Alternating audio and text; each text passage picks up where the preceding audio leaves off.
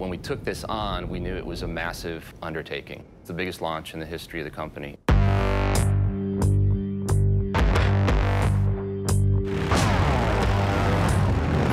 One of the primary ethoses that we follow is form follows function, but both report to emotion. You have to really look at every element of the motorcycle and execute it in a way that speaks to our ethos, which is authenticity, 115 years now of legacy.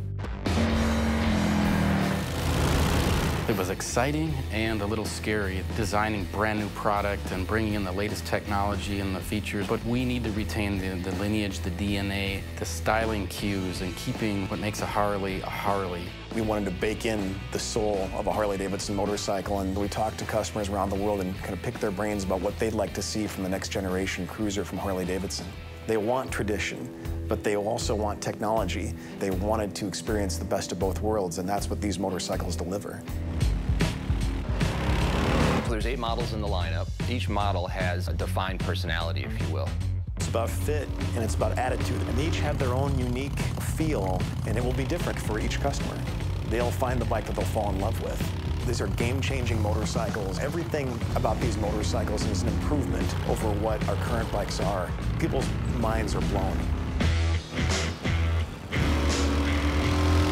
The Milwaukee 8 is our first 4-valve big twin powertrain. It is the best V-twin we've ever made.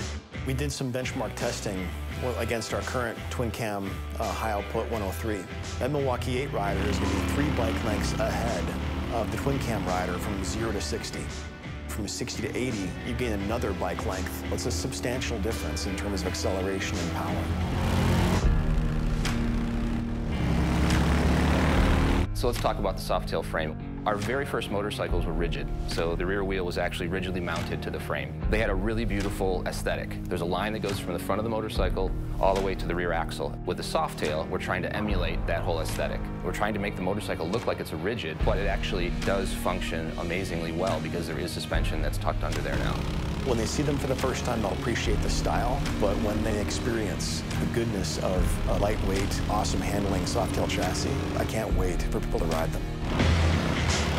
One of the things we've achieved, I think, is a perfect balance of the best of Softails and the best of Dynas. That classic hardtail look, that hidden suspension, right? But we've also brought in the best handling. We've married the look and the performance into one architecture that will serve all the customer needs.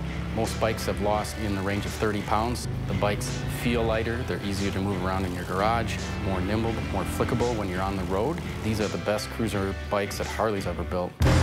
It's amazing, absolutely amazing, the work that's been done and what we've achieved, because the bikes are beautiful, they're executed just in such a premium way. And then they just ride. They ride amazingly well.